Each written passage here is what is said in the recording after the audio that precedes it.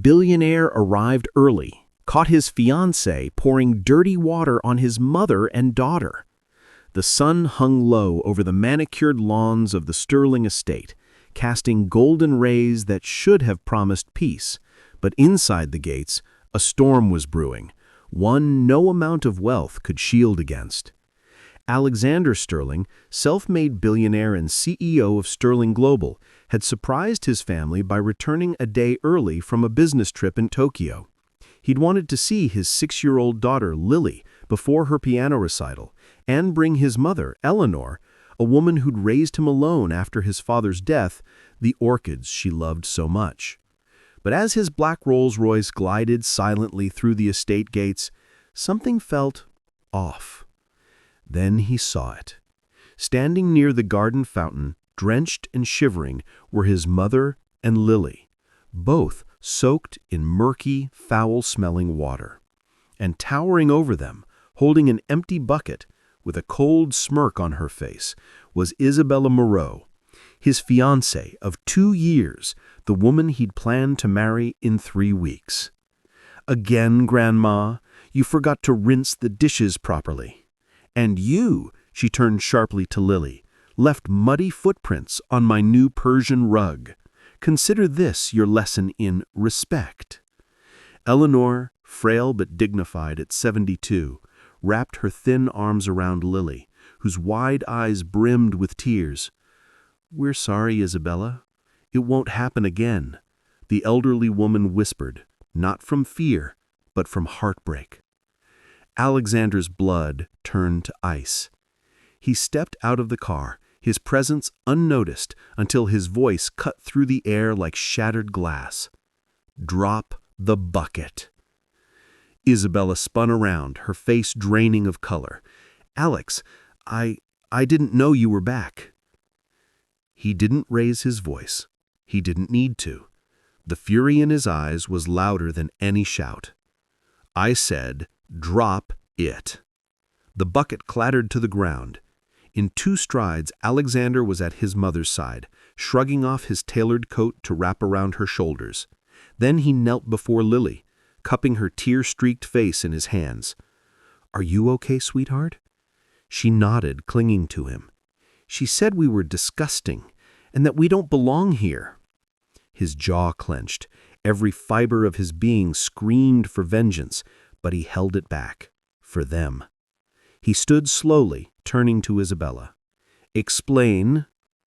She straightened her spine, summoning the poise she wore like armor. "They've been careless, Alex. Your mother left grease on the crystal glasses again, and Lily tracked mud through the foyer. I was just teaching them boundaries." "Teaching them?" Alexander's voice was dangerously calm. "By pouring filthy water on them? On my child? On the woman who scrubbed floors so I could eat, while you were probably sipping champagne at boarding school?" Isabella's mask slipped. "You always put them before me. I'm supposed to be your future wife, yet I live in a house where your mother still gives orders and your daughter runs wild." "You wanted a palace," Alexander said quietly. "But family isn't decoration. They're not staff to be scolded or servants to be humiliated." He walked back to his mother, gently helping her up.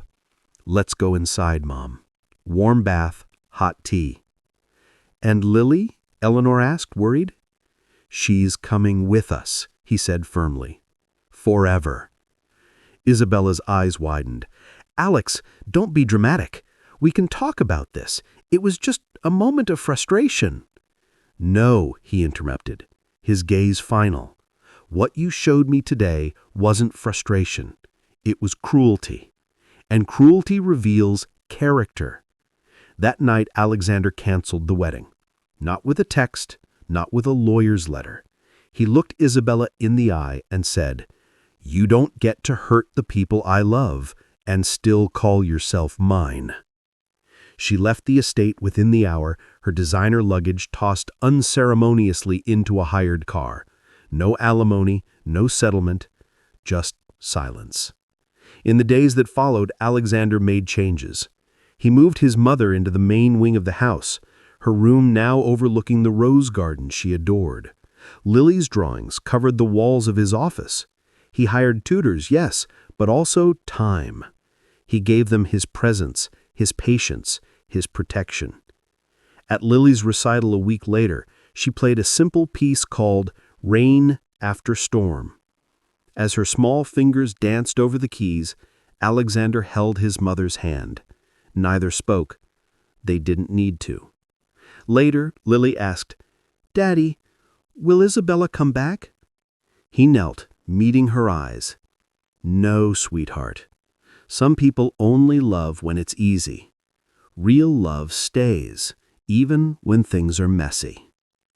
And in that moment, surrounded by the two women who mattered most, Alexander realized something profound. Wealth could buy security, luxury, even admiration, but it couldn't buy loyalty, kindness, or grace under pressure. Those were gifts only the heart could give. A year later, Alexander established the Sterling Foundation for Elder and Child Dignity, dedicating millions to protect vulnerable families from emotional abuse. At its opening gala, Lily placed a single white orchid on the podium, just like the ones he'd brought home that fateful day, because sometimes the deepest wounds aren't from what's taken, but from what's revealed. If this story moved you, please like, share, and subscribe to ACA Story Tales for more heart-touching stories of betrayal, resilience, and the unbreakable bonds of family. Comment below. Have you ever seen someone's true colors in a single moment? Stay tuned for our next powerful tale, because love isn't measured in rings, but in how we treat those who can't fight back. Thanks for watching.